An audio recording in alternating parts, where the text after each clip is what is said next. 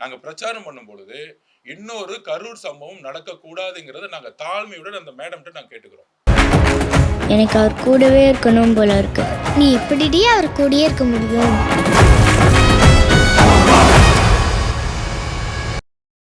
ஏன்னா அவ்வளவு வழிகள் இன்னைக்கு நாங்க பார்க்கும்பொழுது அந்த ரோட்ல ஒரு அலை உருவார மாதிரி நாங்க கொளத்தூர்ல அந்த வேன் நிற்கும் பொழுது முன்னாடி ஸ்பாட்டுக்கு போகாம முன்னாடியே ரைட்லயே திரும்பிட்டோம். பேசுறது கூட தலைவருக்கு மனசு வரல. ஏன்னா அங்க வேவ்னு சொல்லக்கூடிய மக்களுடைய அலை அதிகமா இருந்துச்சு. எந்த ரோடுமே காவல்துறை சரியா பிளாக் பண்ணல. எந்திரிச்சு நிற்கும் போது பதற்றத்தோடயே இன்னைக்கு பேசினாரு. ஸோ எங்க கண்ணு முன்னாடி திருப்பியும் எந்த காவல்துறையும் உள்ள விடாம மக்கள் இந்த குறுகிய சாலையில கூடட்டும், அளவுக்கு அதிகமான கூட்டம் கூடட்டும், அதுக்கப்புறம் திருப்பி இடிச்சிட்டு திருப்பி கீழே விழுந்தா திருப்பியும் எங்க தலைவர் மேல பழி போட்டு திருப்பியும் இன்னொரு கரூர் சம்பவத்தை இன்னைக்கு மு.க. ஸ்டாலின் அவர்கள் தன்னுடைய கொளத்தூர் தொகுதியில நடக்கணும்னு முற்பட்டாரு. அதனாலதான் இன்னைக்கு கொளத்தூர் தொகுதியிலேயே நாங்க பாதியிலேயே எங்களுடைய ப்ரோக்ராமை கேன்சல் பண்ணிட்டு வண்டியை ரைட்ல திருப்பிட்டு நேரா இந்த ப்ரோக்ராம் கேன்சல் பண்ணிட்டோம். இன்னைக்கு கொளத்தூர்ல எந்த விதமான பிளானிங்கும் போலீஸ் பண்ணவே இல்லை. இது நேரடியா காவல்துறை உயர் அதிகாரியில் இருக்கக்கூடிய சிட்டி கமிஷனரா இருக்கட்டும், இன்டெலிஜென்ஸ் இருக்கவங்களாகட்டும், எந்த விதமான பிளானிங் பண்ணாம இன்றைக்கும் திமுக தலைவர் மு.க. ஸ்டாலின் அவர்களுடைய பேச்சை கேட்டுக்கிட்டு எங்களுக்கு எதிராக இன்னைக்கு சென்னை டிஸ்ட்ரிக்ட்ல எலெக்ஷன் கமிஷன் அப்பாயின்மெண்ட் பண்றோம் தவறான தகவல் சொல்றாரு. நாங்க ஆப்லயே நாங்க பர்மிஷன் வாங்கலன்னு முதல்ல ஒரு பொய்யான குற்றச்சாட்டை சொன்னாரு. இந்த மாதிரி இன்னும் திமுக உடைய தலைவர் அவர்கள் எங்களுடைய பிரச்சாரத்தை முடக்கணுங்கிறது மட்டும்தான் ஒரு நோக்கம். ஏன்னா இன்னைக்கு நீங்க பார்த்திருப்பீங்க, திரு மு.க. ஸ்டாலின் அவர்கள் நாமினேஷன் பண்ணும்போது அவர் மட்டும் ரோட் ஷோ பண்ணலாம். ரோட் ஷோ பண்ணும்போது பக்கத்துல மக்களே கிடையாது. அவங்களுடைய பவுன்சர்ஸ், அவங்களுடைய போலீஸ் ஆபீசர்ஸ் மட்டும்தான் இருப்பாங்க. 26 கூட்டணி கட்சின்னு சொல்லிட்டு இருக்கக்கூடிய திமுக தலைவர் மு.க. ஸ்டாலின் அவர்கள் ஏன் இந்த பயம்? எந்த தொகுதியில யார் வேணாலும் பிரச்சாரம் பண்ணலாம். இது ஜனநாயக கடமை, இது ஜனநாயக உரிமை. மக்கள்கிட்ட பார்த்து எப்படி பெரம்பூர்ல பண்ண முடிஞ்சு ஏன் கொளத்தூர்ல பண்ண முடியல? வில்லிவாக்கத்துல காவல்துறை சிறப்பா இன்னைக்கு பண்ணியிருந்தாங்க. ஆனா போறக்கூடிய ரூட், அங்கிருந்து போறக்கூடிய ரூட்டுக்கு எந்த மாதிரி ஏற்பாடு பண்ணியிருந்தாங்கன்னு எதுவுமே தெரியல. அப்ப ஒரு சில தொகுதிகளில் காவல்துறை நல்லா சிறப்பா செயல்படுறாங்க, ஆர்ஓவோட பேச்சை கேட்கிறாங்க. ஆனா கொளத்தூர் மாதிரி இருக்க தொகுதியில ஆர்ஓவோட பேச்சை கேட்கறதே கிடையாது. அப்ப காவல்துறை இன்றைக்கும் திரு மு.க. ஸ்டாலினோட பேச்சை கேட்டுக்கிட்டு இன்னைக்கு எல்லாமே லைவ்ல பார்த்திருப்பீங்க. பெரம்பூர்ல எந்த அளவுக்கு சாலைகளை ஒருங்கிணைத்து அழகா பண்ணியிருந்தாங்க, மக்களோட பாதுகாப்புக்கு என்ஷூர் பண்ணியிருந்தாங்க. ஆனால் ஏன் கொளத்தூர் பண்ணப்படல? ஏன்னா கொளத்தூர்ல மு.க. ஸ்டாலின் அவர்களுக்கு மிகப்பெரிய எதிர்ப்பு இருக்கு. அவர் இன்னைக்கு எங்களை பொறுத்த வரைக்கும் ட்ரையல் இருக்கிறார். இன்னும் 2 முறை பிரச்சாரம் நடந்துச்சுன்னா மு.க. ஸ்டாலின் அவர்கள் அங்க தோத்துருவார். இந்த தோல்வியோட பயத்துல தான் இந்த காவல்துறையையும் இந்த கவர்மெண்டோடைய மிஷினரியையும் இப்ப இல்ல, கடந்த 8 மாதமாவே எங்களுக்கு எதிராக மு.க. ஸ்டாலின் அவர்கள் எங்களை அதை மிஸ்யூஸ் பண்ணிட்டு இருக்காரு. தன்னுடைய அதிகாரத்தை இன்டைரக்டா எங்க மேல ஒரு எவ்வளவு கரூருக்கு அப்புறம் எந்த இடத்துல பர்மிஷன் கொடுத்ததே கிடையாது. எஸ்ஓபியை போட்டு எஸ்ஓபி முடிக்கிறதுக்கு ஒவ்வொரு தாட்டி பர்மிஷன் வாங்கினா 30 நாள் ஆகும். 30 நாள் பர்மிஷன் வாங்குறதுக்குள்ள நாங்க அடுத்த 3 மாசத்தை கடக்க வேண்டியதாயிடும். இப்ப அதே மாதிரி கொளத்தூர்ல அதை நிப்பாட்ட பார்த்தாரு. அதனாலதான் காவல்துறை முழுசும் எந்த இடத்தையும் சப்போர்ட் பண்ணல. லைவ்ல எல்லாத்தையும் நாங்க பதிவு பண்ணியிருக்கிறோம். தயவு செய்து எலெக்ஷன் கமிஷனுடைய சீஃபுக்கு நாங்க ரிக்வெஸ்ட் பண்றோம், காவல்துறையை தயவு செஞ்சு இடமாற்றத்துல உருவாக்கணும். இன்றைக்கும் முக்கியமான தொகுதிகளை போக முடியல. மக்களுடைய பாதுகாப்பை தான் நாங்க உறுதிப்படுத்த சொல்றோம். கொளத்தூர்ல இன்னைக்கு ஏதாச்சும் மக்கள்ல ஏதாச்சும் ஒரு இழப்பு ஏற்பட்டு இருந்தா அதுக்கு யார் பதில் சொல்றது?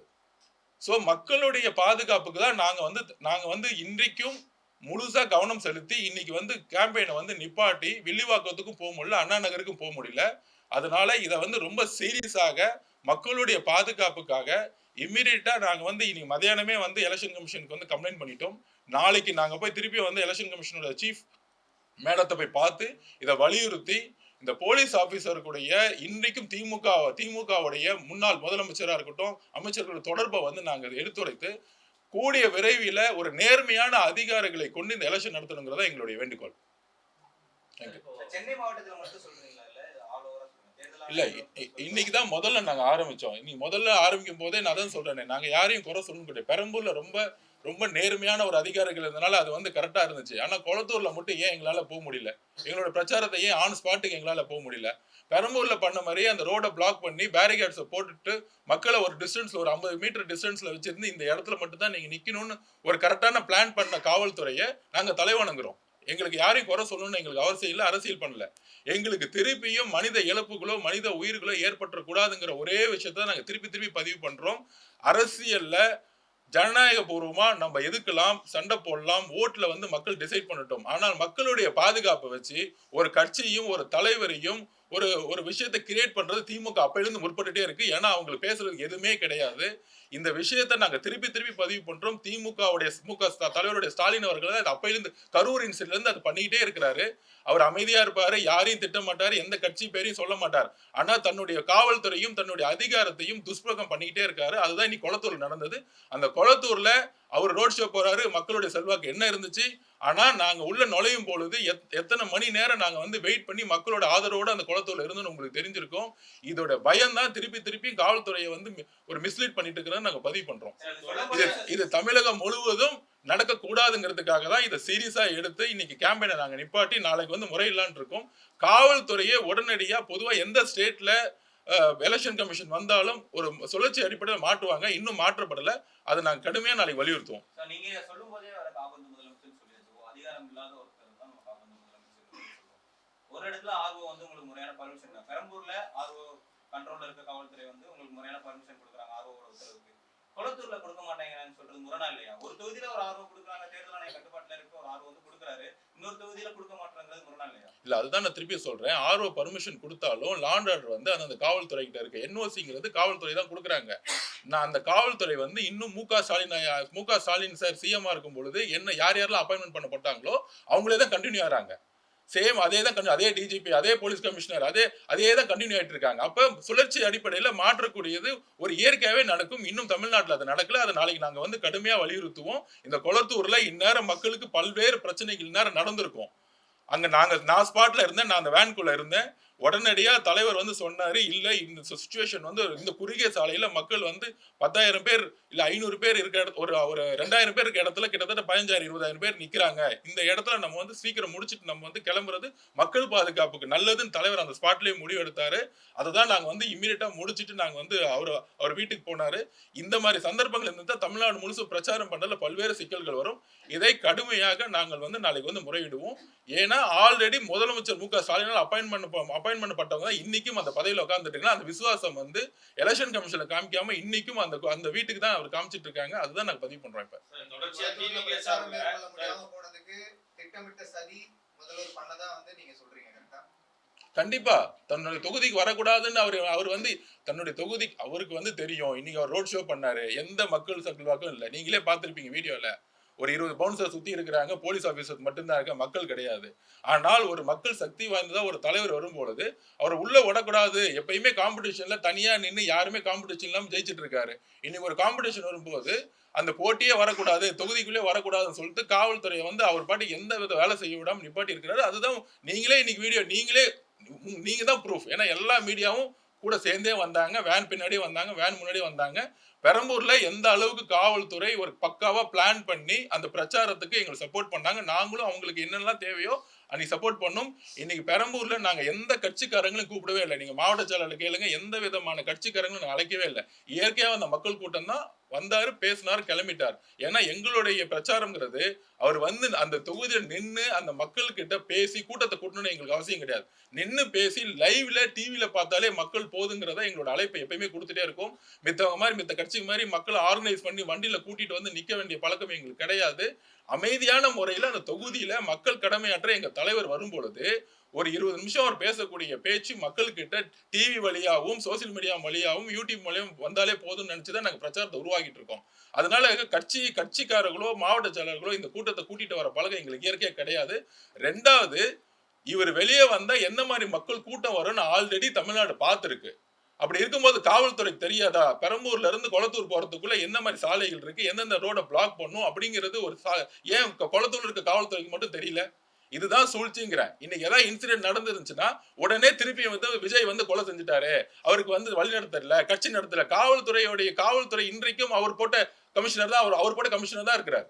எங்களுக்கு அவர் மேல வந்து எப்பயுமே ஒரு குற்றச்சாட்டு இருந்துகிட்டே இருக்கு. அப்ப தேர்தல் கமிஷன் மாத்தணும்னு கேக்குறோம். நாளைக்கு கண்டிப்பா அது முறையிடும் தான் நான் பதிவு பண்றேன். இப்போ தொடர்ச்சியா வந்து எதிர்க்கட்சிகள் வந்து யாருமே சொல்லல இவ்வளவு குற்றச்சாட்டு. ஆனா டிவிக்கு தொடர்ச்சியா பாத்தீங்கன்னா பிரச்சாரத்துக்கு வந்து எங்களுக்கு பர்மிஷன் தரல, சரியான போலீஸ் பாதுகாப்பு இல்ல, தேர்தல் அதிகாரிகள் சரியா இல்ல, காவல்துறை சரியா இல்ல, தொடர்ச்சியா அதிகாரிகள் மேல புகார் சொல்றதுக்கான காரணம் என்ன? மக்கள் அதுதான் சொல்றேன். நீங்க உங்களுடைய மீடியாவே எங்களை வந்து டெய்லி ஃபாலோ பண்றீங்க. மித்த கட்சி கூட்டம் வந்து ஆர்கனைஸ் பண்ணி கூட்டிட்டு வர்றது, காசு கொடுத்து கூட்டிட்டு வர்றது, ஒரு எழுச்சியான கூட்டங்கிறது ஒரு இடத்துல 10,000 பேர் நிக்கணும்னா அங்க 50,000 பேர் எழுச்சியா வந்தாங்கன்னா அந்த ரோட பிளாக் பண்ணி ஒரு இடம் ஃபில் ஆயிருச்சுன்னு நினைச்சுக்குவாங்க. ஒரு ரோட்ல 10,000 பேர் தான் நிக்க முடியும் அப்படின்னா 10,000 பேருக்கு மேல ரோட பிளாக் பண்ணி அவங்களை டைவர்ட் பண்ணி விடணும். அதை வந்து நாங்க செய்ய முடியாது. நாங்க என்ன செய்ய முடியும்னா யாருமே கூப்பிடுறது இல்லை. நாங்க வந்து மித்த கட்சிக்காரங்களாம் பக்கத்து தொகுதியில கூட்டிட்டு வராங்க, 300 ரூபா கொடுத்து கூட்டிட்டு வருவாங்க. நீங்க அதிமுக கட்சியா இருக்கட்டும், திமுக கட்சியா இருக்கட்டும், எல்லாருமே காசு கொடுத்து கூட்டிட்டு வராங்க. இயற்கையா எழுச்சியா யாரும் ஓடி வந்து எந்த தலைவர்களுடைய பேச்சையும் கேட்கறது இன்னைக்கு இல்ல. இன்றைக்கு வரக்கூடிய எழுச்சி உங்களுடைய மீடியா, எல்லா மீடியாவும் ஏன் வந்து தலைவருடைய லைவ் வந்து டெலிகாஸ்ட் பண்றீங்க? ஏன்னா இது இயற்கையா வந்து மக்களுடைய ஒரு கூட்டம் வராங்க பாக்குறதுக்கு, அவங்களுக்கு பேசுறது கேட்க வராங்க. அப்போ வரும்பொழுது அந்த கூட்டத்துக்கு பர்மிஷன் கொடுக்க கூடாதுன்னு நினைக்கிறாங்க. அப்படியே வந்தாலும் 10,000 பேர் இருக்க இடத்துல 50,000 பேர் வந்து அவங்களுக்குள்ள பிரச்சனை ஏற்படுத்தி அந்த கூட்டத்தை முடக்கணும்னு நினைக்கிறாங்க. மக்களுடைய பாதுகாப்புக்கே சேலஞ்ச் ஆனாலும் பரவாயில்ல நினைக்கிறது தான் ஒரு அரசியல் முதுச்சேற்ற தன்மைங்கிறத நாங்க பதிவு பண்ணிட்டே இருக்கிறோம். 21 நாள் தான் இருக்குது. என்ன எப்படி தமிழகம் முழுக்க கவர் பண்ண போறீங்க? அதுக்கு ஏதாவது பிளான் இருக்கா? இல்ல அதுதான் சொல்றேன். இதுதான் சொல்றேன். எங்களுக்கு தலைவர் வந்து தமிழ்நாடு முழுசும் போறதுக்கான எல்லா டூர் ப்ரோக்ராம் போட்டாச்சு. பர்மிஷன்ஸ் கொடுத்துட்டு இருக்காங்க, பர்மிஷன்ஸ் போயிட்டு இருக்கு. இப்ப பர்மிஷன் கேட்ட ஆப்ல கேட்டா தலைவர் வந்து தேர்தல் கமிஷனை பார்த்துட்டு வந்த பிறகு பர்மிஷன் கொடுக்க ஆரம்பிக்கிறாங்க. ஆனா பர்மிஷன் கொடுக்குற இடத்துல நான் திருப்பி சொல்றேன், நான் காவல்துறை வந்து நாங்க குற்றச்சாட்டு சொல்லணும் ஒட்டுமொத்தமா சொல்லல. நான் பெரம்பூர் ரொம்ப நல்லா பண்ணியிருந்தாங்க, ஏன் வில்லிவாக்கத்துல கூட வந்து நல்லா ஆர்கனைஸ் பண்ணியிருந்தாங்க, எங்க மாவட்டத்தில் ரிப்போர்ட் கொடுத்தாரு. ஆனால் கொளத்தூர்ல 0%. கொளத்தூர்ல சாலைகளை வந்து எந்த விதமான பிளானும் பண்ணல.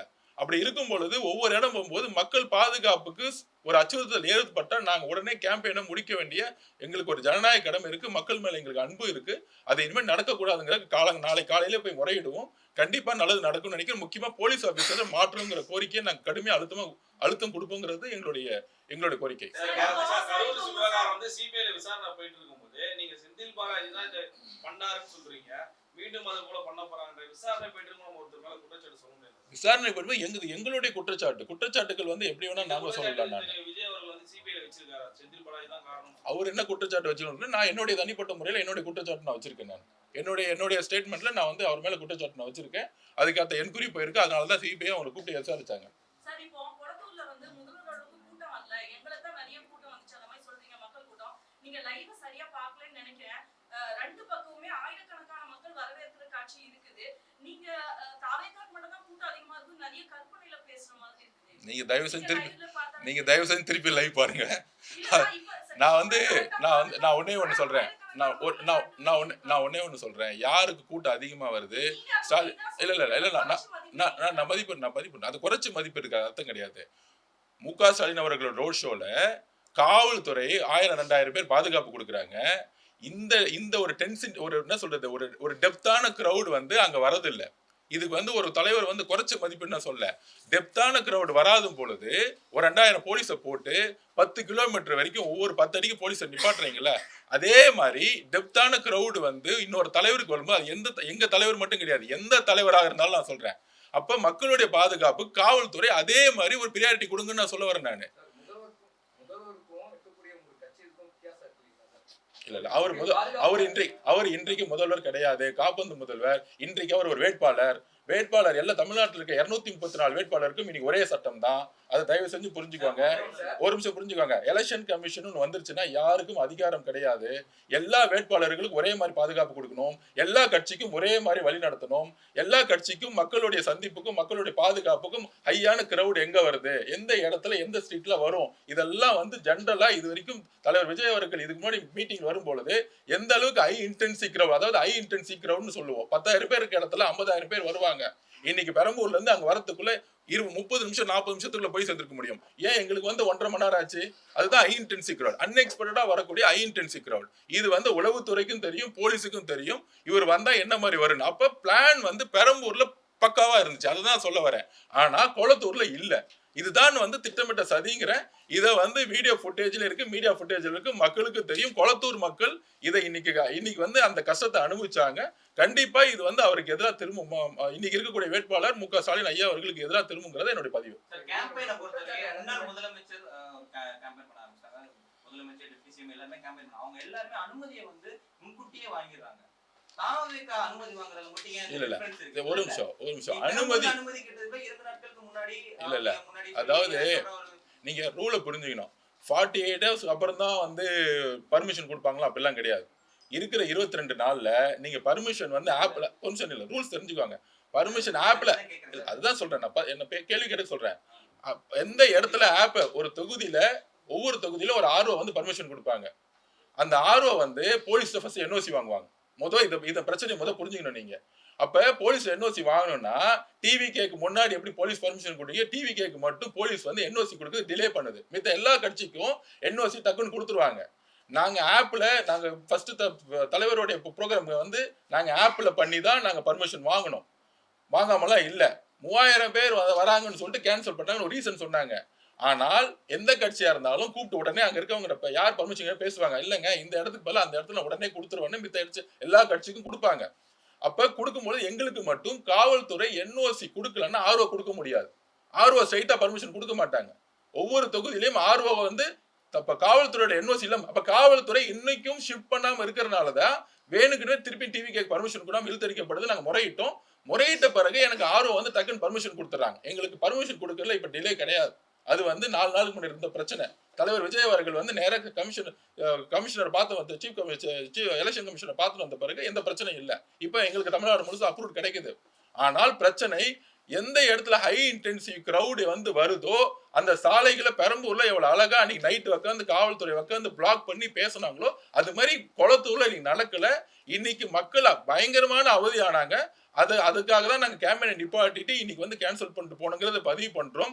எல்லா அரசியலையும் நான் ஒண்ணுதான் கேட்கிறேன். ஐயா முதலமைச்சர் மு.க. ஸ்டாலின் அவர்களுக்கு ஒண்ணு கேட்கிறேன், எதிர்கட்சியில கேட்கிறேன். நம்மளுடைய அரசியலுடைய ஃபைட்டு ஜனநாயக பூர்வமா நம்ம வந்து மேடையில பேசுவோம், மக்கள்கிட்ட சொல்லுவோம், நல்லது சொல்லுவோம். நீங்க என்ன தவறு செஞ்சீங்க நாங்க சொல்ல போறோம், அவ்வளவுதான் நம்ம ஃபைட்டு.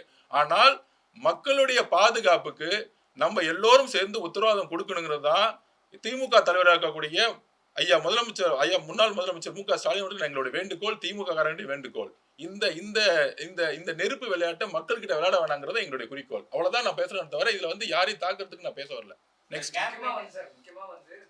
இல்ல எல்லாம் மாத்தி போலீசாருக்கு வந்து அலட்சியமாக தான் இந்த செயல்பட்டாங்க. ஒரு குற்றச்சாட்டு மட்டும் வைக்கிறது மட்டும் இல்லாம ஒரு ரசிகர், அதாவது இருக்கக்கூடிய ஒரு திரைப்பட முக்கியமான நட்சத்திரமான உங்களுடைய விஜய் அவர்கள் வருது ஒரு அனுமதி வாங்கணும் அப்படின்னு 2 நாள்ன்றது அவசியம் படாது இல்லையா? ஏன்னா கூட்டங்கள் அதிகமா, ரசிகர்கள் கூட்டம் தான் அதிகமா இருக்கும் தவிர்த்து கட்சிகளோட சார்ந்த கூட்டங்கள் அந்த அளவுக்கு இருக்க கிடையாது. அதாவது ஏன் வந்து 2 நாட்கள் அது முன்னாடி ஒரு அனுமதி தமிழ்நாட்டுல நோட்டிபிகேஷன் வந்த பிறகு எல்லா கட்சியும் இந்த 4 நாளா தான் பர்மிஷன் வாங்கிட்டு இருக்காங்க.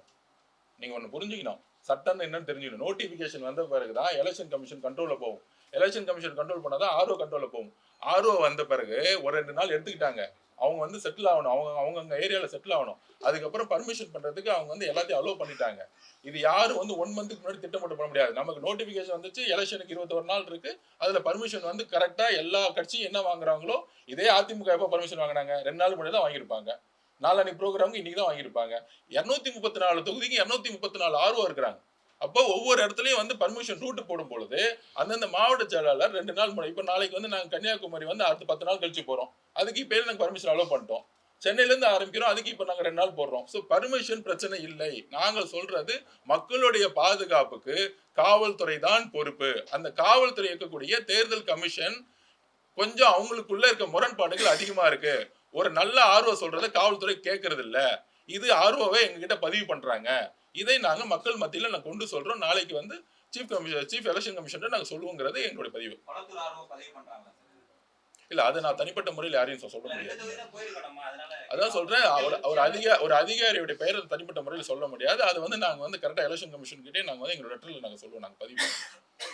ஓகே முடிச்சுக்கலாம். Thank you. எதுவாக இருந்தாலும் வந்து எலெக்ஷன் டைமே எல்லாரும் பிஸியாக இருப்போம். தேங்க்யூ. தொடர்ச்சியா வச்சுதான் வரீங்க சார்.